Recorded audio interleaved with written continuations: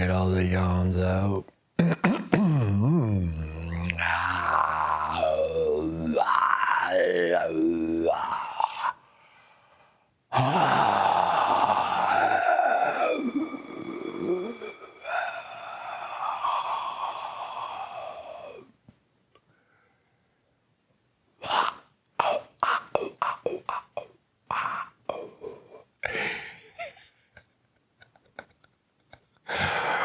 Just imagining what the YouTube automated thumbnail is going to pick out of those faces.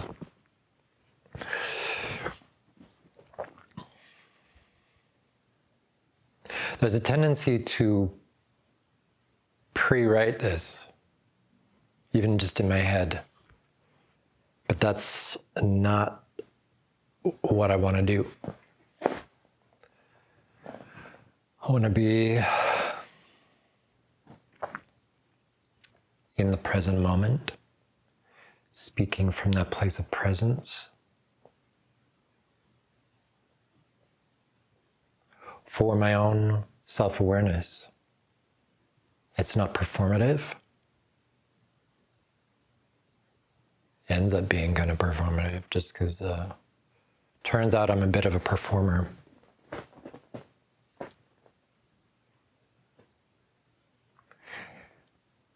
My explanation for that is this astrological configuration that I have, and understanding myself in that, and how it's this shadowy comfort that is wanting to be presented in a public way. Especially because I have been led to do work that fulfills some of that. I think geriatric nursing fits that,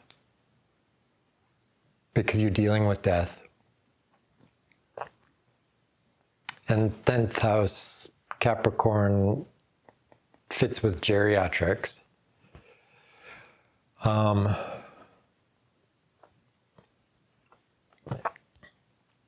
And then doing sexological body work fits with that.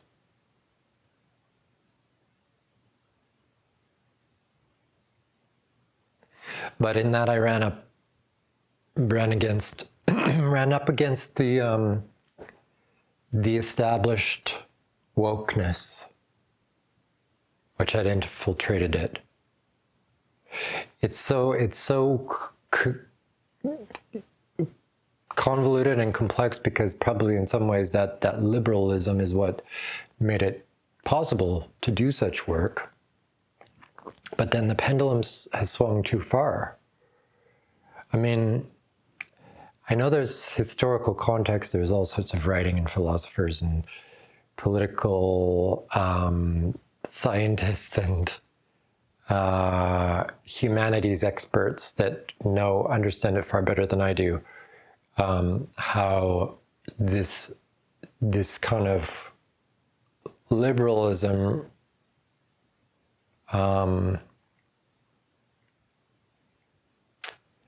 ends up being this kind of micromanaging.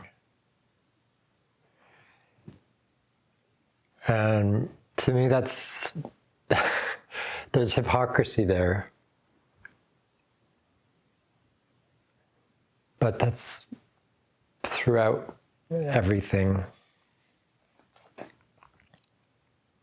I guess it comes down to I'm kind of an anarchist.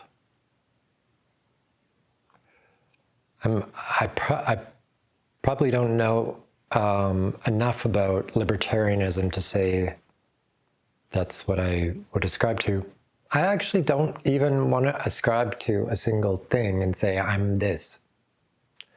I think that's a pitfall of the mind. The way to deal with that is the way that Jim Carrey does in saying that he's a character, and It's not the first to talk about that, but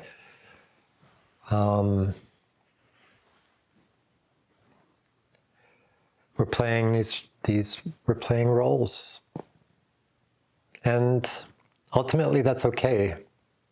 It's only when you're not aware that you're in a role and you take it so seriously and so rigidly, I think that's when it becomes a problem. Because nature isn't rigid. Or there's a phase where things in nature are rigid, but then they get worn down and broken down. So identifying with something rigidly, you're going to get broken. You're going to get broken down. You're going to get severely tested. And there's something in my eye.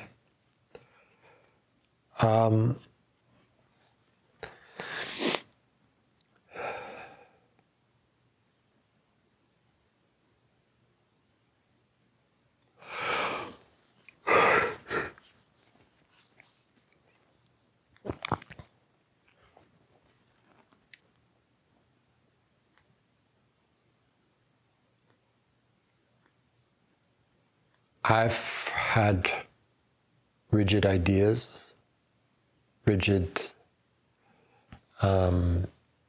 aspects of myself. I think that fortunately there's another part of me that recognizes that and wants to dissolve it. And that is the Scorpio part. That I think that's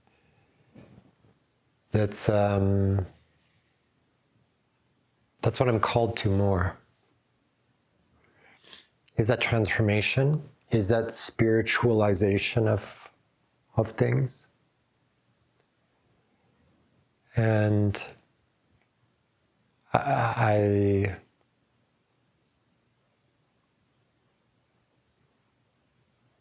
want to transcend all limitation. And I want to have expansive experiences. I want to have euphoric experiences. I did recognize at a young age, when I was doing transcendental meditation, that in a way I'm much more comfortable in that kind of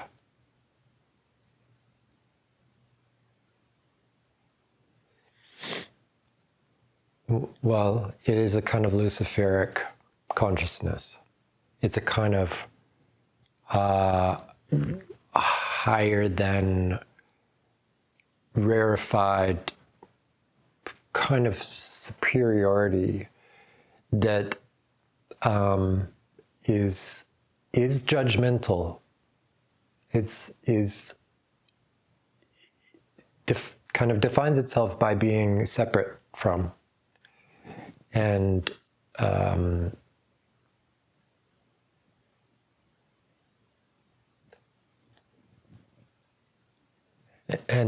what I found from doing transcendental meditation a lot was that actually I started to become less physical. My body was atrophying and my ability to even speak words and communicate was diminishing. My rational thought process was even being eroded. So there is a unless I'm ready to transcend it completely, which I don't believe I am, because there's work here to do, and even if it's just me, I mean, I feel like there's work to do in the world, sharing, communicating, building, dancing, making love, having sex, being playful, fighting, wrestling, learning. All these things are worth it, are worth the challenges of life. I mean, I want to be in a place where I am really challenged, but also rising to that challenge. So coming up against people, because in the past, I shrank myself and internalized and sublimated and drifted off when there was difficult situations, when there was somebody that's a bitch or bullying or micromanaging or any of these things where somebody that's taking up too much space, they are crossing the line, they're being overbearing and domineering, and I didn't push back, and I shrank, and I did what I could to not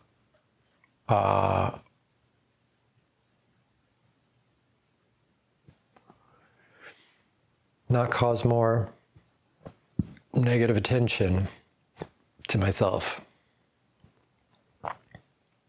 But that's inauthentic to who I am, because at the same time I was like, I know better, this is wrong, that person is dumb, that person,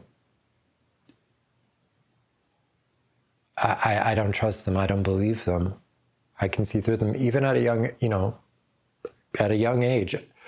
School teachers, parents, all these people, I was like, I can see right through you. I don't believe you. I don't trust you. And that's very hard, I think. That was very destabilizing for me. Traumatic, even.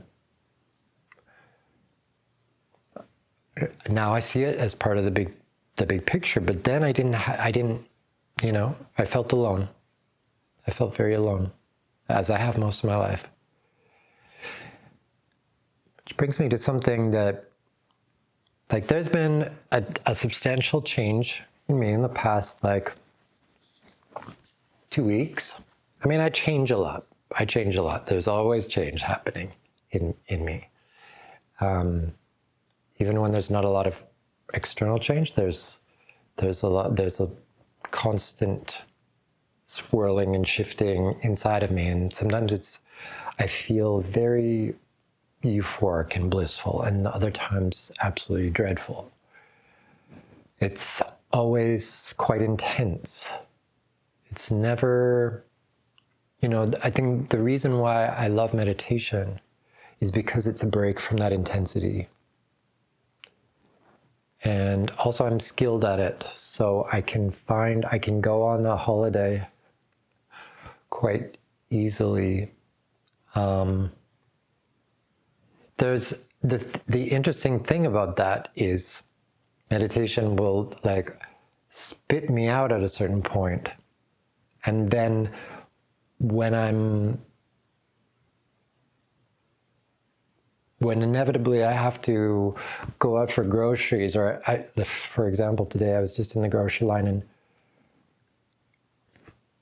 somebody either in front of me or behind me absolutely stank, like they didn't wipe their ass after they went to the toilet. And I contained myself, but part of me was just writhing because I was infuriated. I was disgusted, I was infuriated, that I had to stand there beside somebody that just stank so badly. I mean, this is strange because I've dealt with shit in care, although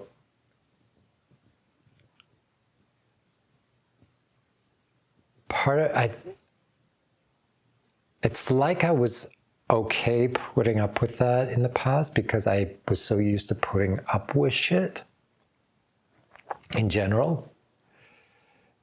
This is enduring. This is something I think that people who are traumatized, and it's this combination of numbness, enduring, mixed with hypersensitivity. It's a dysregulation that's pretty pretty shitty. It's pretty bad. But you cope, and you learn to endure, and you learn to contextualize things. And I adopted. There's been part of me that's martyr-like. Oh, my suffering is good for me. And I can see that there is a rationale in it, and I think of it as a Saturnian thing. But to a certain degree, that's just part of life. There is suffering and there's challenge, but to take unnecessary suffering and get an ego boost from it is not evolved. It's not emotionally mature. And my goal is maturity. My goal is emotional, mental, spiritual maturity, so that I have that to give, so that I have that as an example, so that I have that when I show up in relationships, so that I'm appealing to other emotionally mature people, and I don't have to, because that's also about self-esteem and self-worth, and inevitably we get matched up with people that are similar frequency and wavelength and level of maturity, I think. I got kind of sidetracked with that grocery store. Yeah, this is.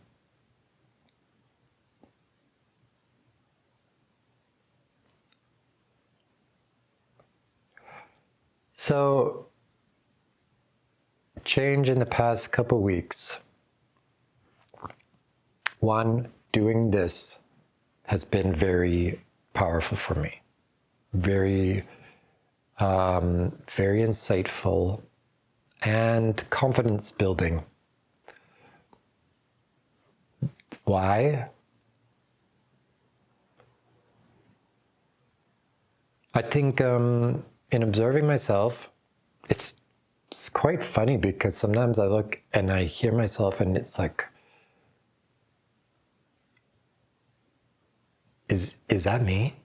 Is that who is that? And that's a kind of interesting metaphysical thing. It's like when we start to observe ourselves from the outside.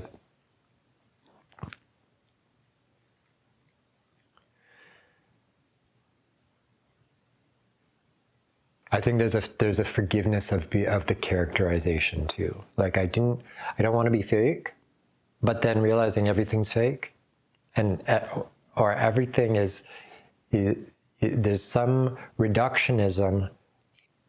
Not some. There's a lot of reductionism in the manifest world, and I sense more than the manifest world. Whether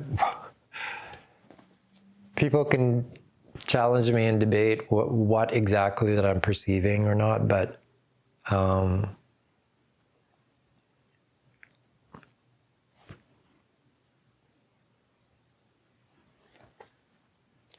I have a difficulty sometimes committing to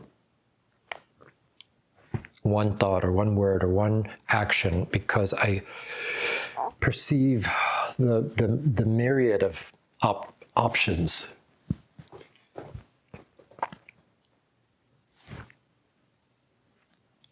So there's a risk in committing that you made the wrong choice. But also, I guess in observing myself, there's some forgiveness of like, well, that's just everything. That's just everything.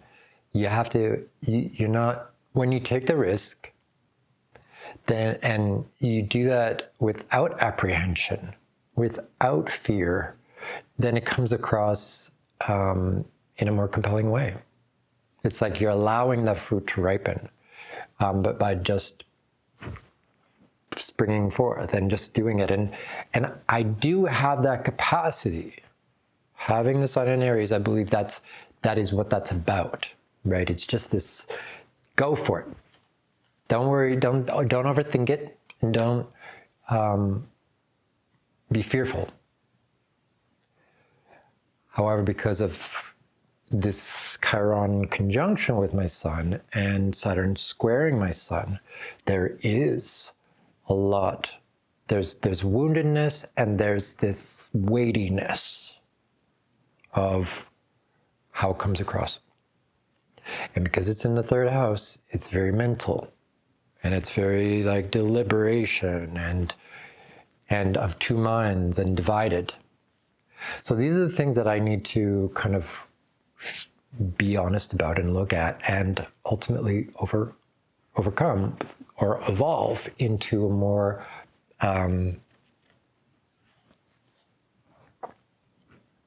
evolved form, a more satisfying form, a more beneficial form, a more empowered form. So that, I believe, has been happening through the self-reflection process, where I'm having more compassion for myself and more willingness to just show up and let it be what it is. And that is exactly also the message that, I think that I've been working on my whole life. I am an artist. Like, that is my nature, is to express myself and be creative with it, and playful and curious and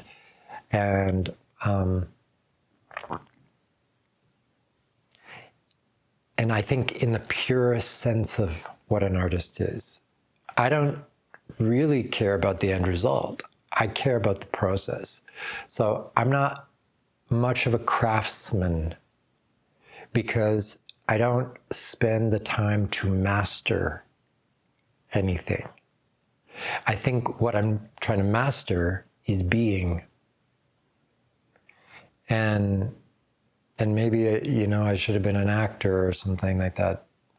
But it's a higher calling. It's a spiritual calling. So it is. It is a Taoist type of life that is what I'm reaching for, where I'm trying to be in the world, but not of it. I'm trying to master the world and the human existence without getting trapped in the minutia. And that's tricky. This is the spiritual discipline that's spoken about by all of the masters.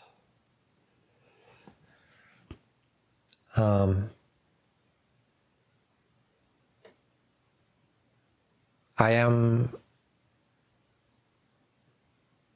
kind of captivated by the path of the Bodhisattva. I don't think that I'm enlightened enough to be a Bodhisattva, but I aspire to be. And that means overcoming all the attachments, not by just refusing them, but by having enough of them that they don't really captivate you anymore. Working through the whole spectrum of everything and having your fill, and then reaching for something of greater breadth and depth and height. And then, reaching back and helping those who are still struggling with that. So that's my calling. That's what I aspire to be and do. Of course, it's going to be incremental. It's going to be one baby step at a time. And it's just going to be being in the present moment, which I know is the practice. Just being with what is and continuing each day, each moment to do my best to listen within and follow that inner guidance. Even if the person in front of me in the grocery line smells like shit,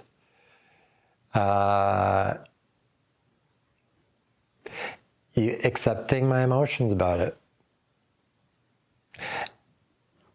And in other situations, telling the neighbor to fuck right off, if that's what seems right in the moment.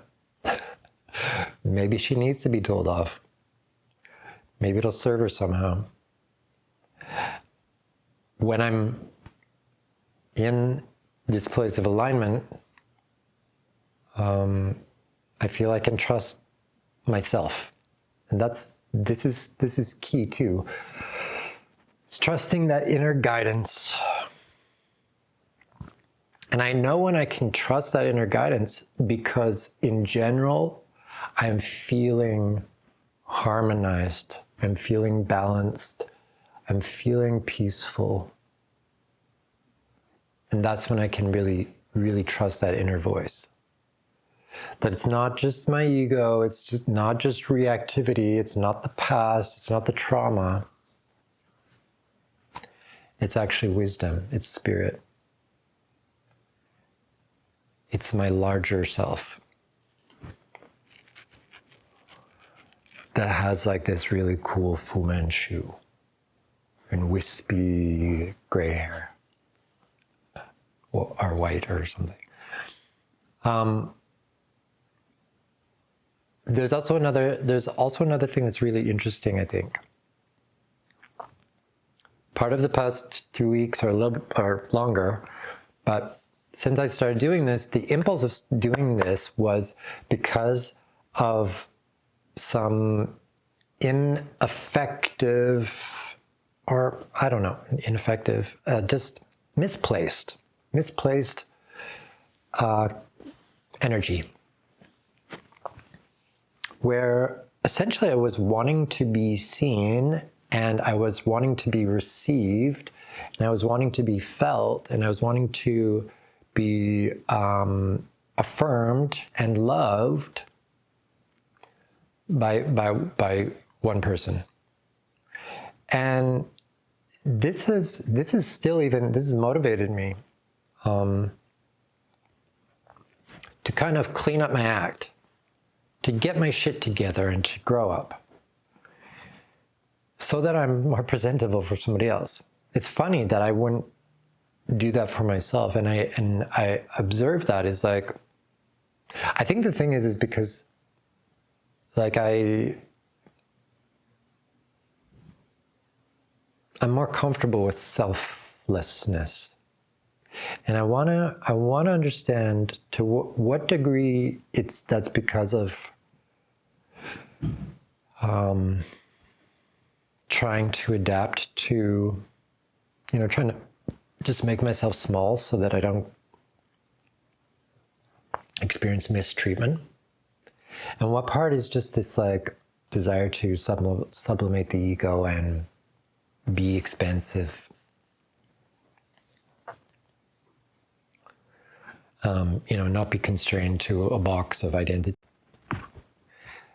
So I don't want to be constrained to a box of identity. I want to be fluid and changeable and be able to, but also when necessary, kind of be very present and very tangible and tough even.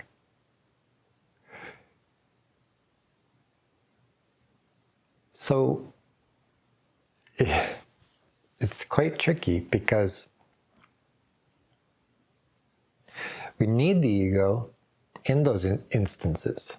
But if we've spent hours and days and weeks and months and years sublimating the ego, then we're kind of we'll probably end up moving through life like a bit of a punching bag jellyfish. This world will beat you up. And I think that's why a lot of spiritual practitioners want to retreat from the world. For going back a long time, monasteries and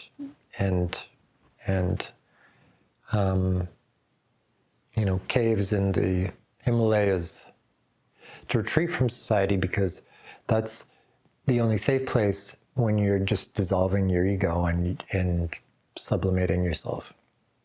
So how to be a monk in the city, how to be a spiritual person in the world, this is a big challenge for a lot of people, I know. And part of the response is like, okay, well, we need to fix the world and we need to make the world more spiritual and considerate. And this is where some of the political correctness comes in of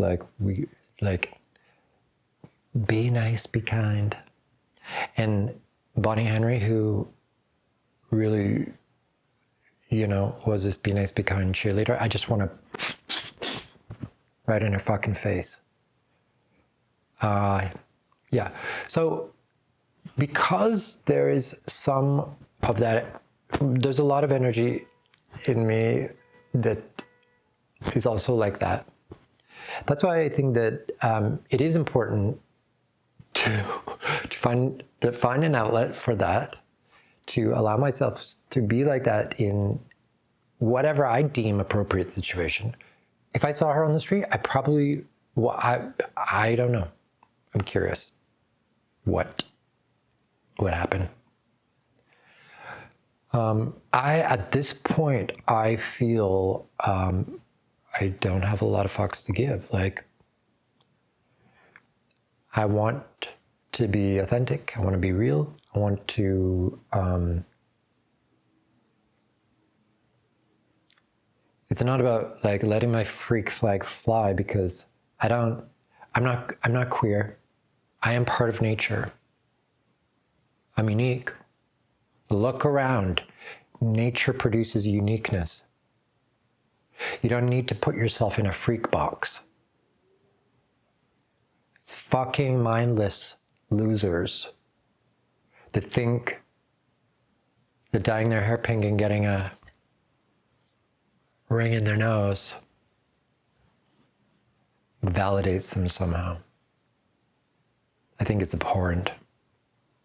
I think it's tragic.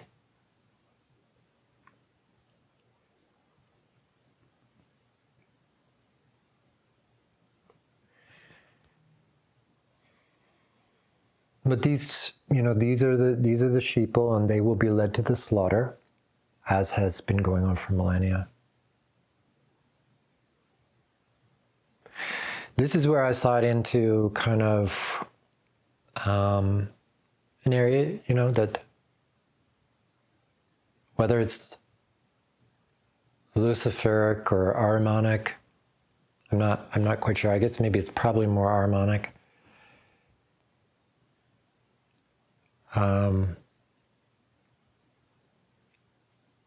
I'm aware of it, and the thing is, I understand it. I understand the people that have that sentiment. I understand the left-hand path calling, and even the purpose of it in the world. That's not what I choose. I choose to be, without living with this label on me, but as far as expressing what I most closely align with is Taoism.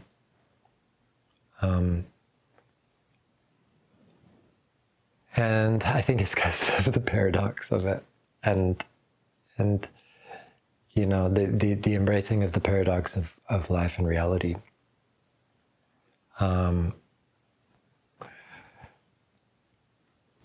Anyways, kind of back to what I feel is really relevant is, again, the paradox of like, I've improved myself because of somebody else. Like, I wasn't doing it for myself. I was doing it for somebody else, and the hopes of that person receiving me and loving me and all this stuff. But then realizing like, they didn't ask for any of those specific things. They didn't,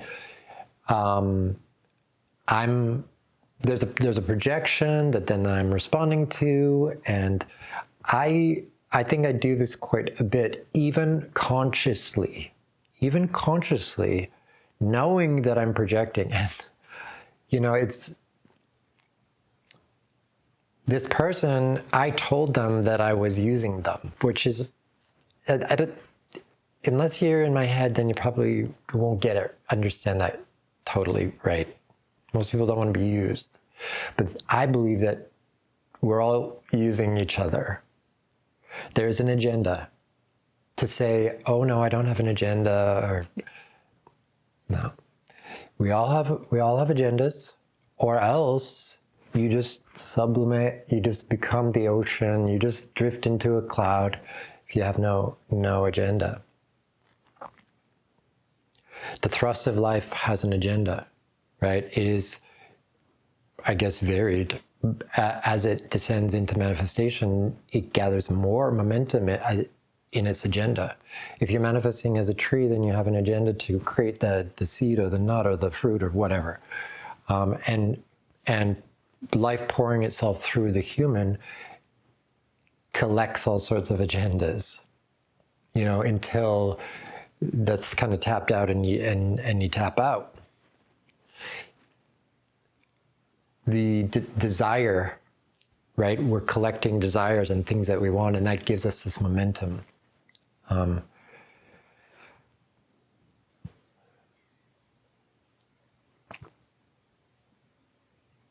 The philosophy of self that suggests that desirelessness is the ideal, that's transcendence. So that means you don't want to live.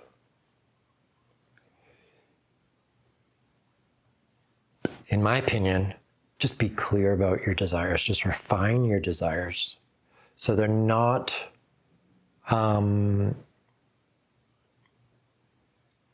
you're not desiring something that you don't really want. For example, people think, oh, I want a really nice car. When in the back of their mind is because they've associated having a nice car with having the babe that they saw in the advertisement, right? So I think everything pretty much boils down to wanting love. But people put all these things in front of it that they think they've got to get this. And that's kind of what I mean by the game of love, or the game of catching a person. I just want to show somebody that I know how to love. And I want that to be enough. And sure, if I smell like I haven't wiped my ass, then I don't expect that they'll be able to overcome that for the most part. There are certain things, obviously, you need to meet certain standards. And I have high standards. No, I don't want to have just be used for sex by the guy that's married to a woman. I do have standards for authenticity and truthfulness, and I do want a relationship with the people that I'm having sex with. Because I'm not desperate for sex. I can satisfy myself. I have great imagination and fantasy life, and I can touch myself. If it's going to be with somebody else, which there is a trade-off. There's a trade-off in physical intimacy. There is some kind of mixing of energies, and it can be polluting. It can be, it adds to your mix, and it can really complicate your life. I don't believe in viruses, but I believe that the energy essentially. That I mean, I'm more likely to believe in demons than viruses or parasites. I mean, I think they're kind of the same thing, but the more fundamental truth is that they're energy, and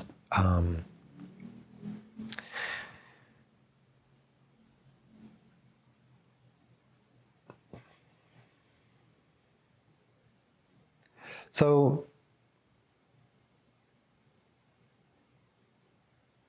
it's interesting to me that in my desire to be seen and recognized, and that I actually have gotten to the place where I'm nurturing myself. I'm caring for myself more. And I've benefited from working on myself, connecting with myself, knowing myself better, and having more compassion for myself, motivated by my desire to be with somebody else.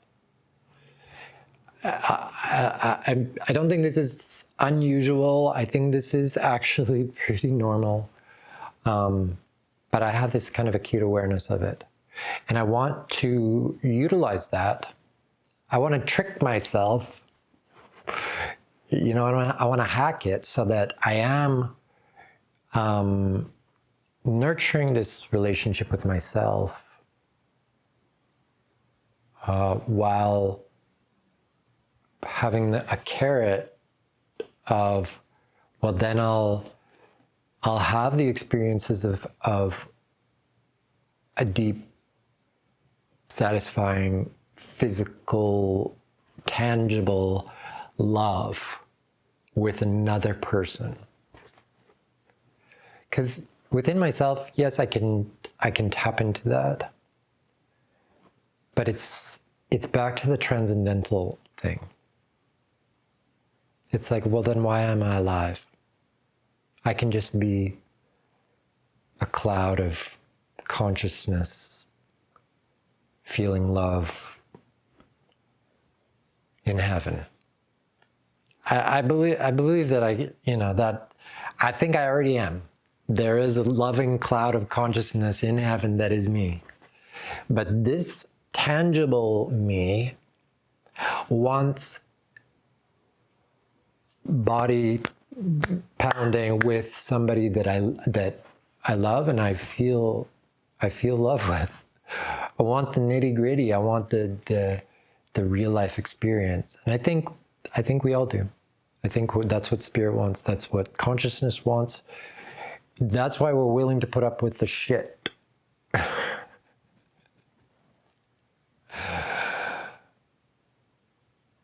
The thing that we need to just be a bit braver and less fearful. And say, fuck it. Fuck it. I don't care what the stories of fear or the trauma from the past or all these things. Like, I really want to be unconditional as far as fear goes. So the fearful conditions that are not even necessarily real. We're bombarded by all these stories of fear and stuff, and I'm so done with all of the media that capitalizes on our emptiness.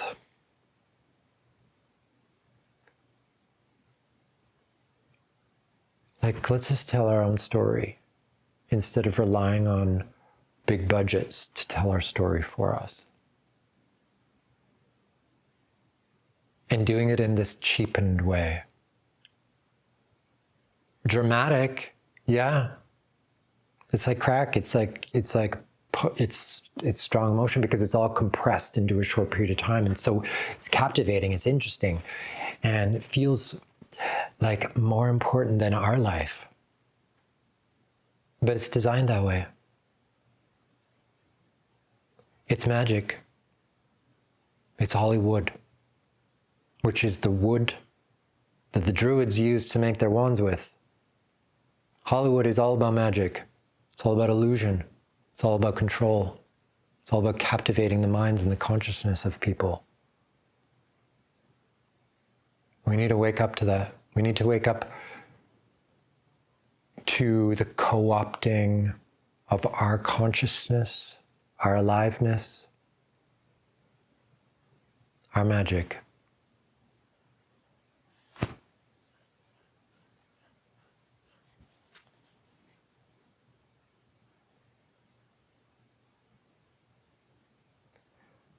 I love art and creativity, and there's movies that I just adore.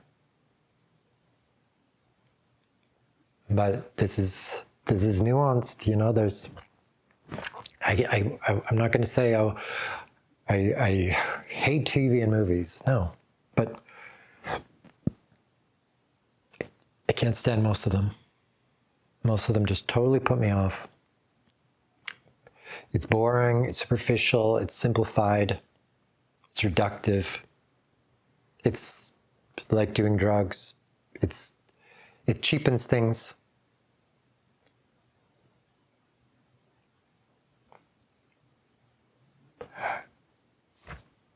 If somebody else likes it, great, go for it. But if you ask me in my opinion, I'm going to share with you the strong opinion that I have. And there's an anti-authoritarian spirit in me that is full of rage. And I feel like that media industry is very much part of a covert authoritarianism. And I'm done with it. I'm not letting it influence me. I intend to pierce right through it every chance I get, to pop a hole in that illusion. It's like sports. I despise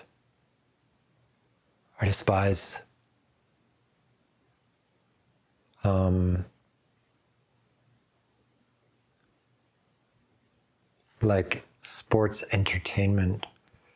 Do sports if you like. I mean, they seem boring to me. Ball goes this way, ball goes that way, ball goes this way, ball goes that way. Seems pretty dumb to me. I love using my body. I love, and so when you're doing that, you're really enjoying using your body and stuff, great. Watching it, I don't get it. I don't get it at all. And then my team and whatever, when all the players move around, bread and circuses distract the people from the real issues. While the kleptocrats and the narcissists and the psychopaths feed on all the loosh and hoard the wealth and plan Machiavellian manipulations. No, not for me. And if you want my opinion, I'm gonna let her rip. Because it makes me angry. It makes me really angry. Disgusts me.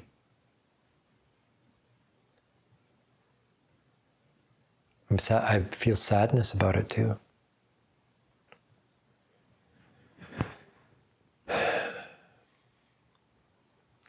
But I'm really trying to get away from those things that drain me, which I don't even need to deal with. I don't need to watch that. I don't need to hang out with people that are into sports or any of that stuff, and I'm not going to. I'm drawing the line. No, not giving that any of my energy. I don't need to be involved in that. There are certain areas that I like, for example, with the behavior of gay men. I'm interested in addressing that. And like, even though like part of it, I'm like,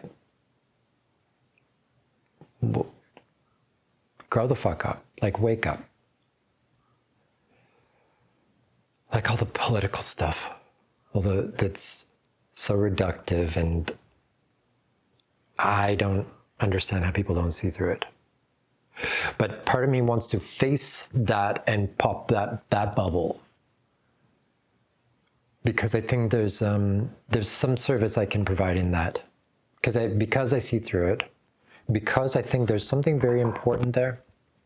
I believe that that whole co-opting is very intentional, because there is something that they don't want to awaken within humanity, which is it is they want to co-opt all of that. So anyways, yeah, that's another long-winded thing, and I think this is a long video now.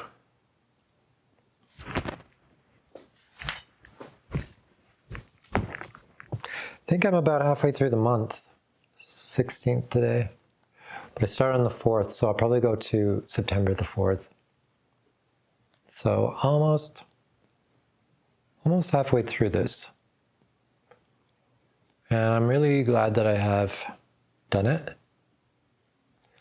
And it'll be interesting to see what I want to do by the end. Like if I do want to do another channel or other videos with a different intention, I'm not quite sure. Everything's just up in the air. I don't know what I'm doing.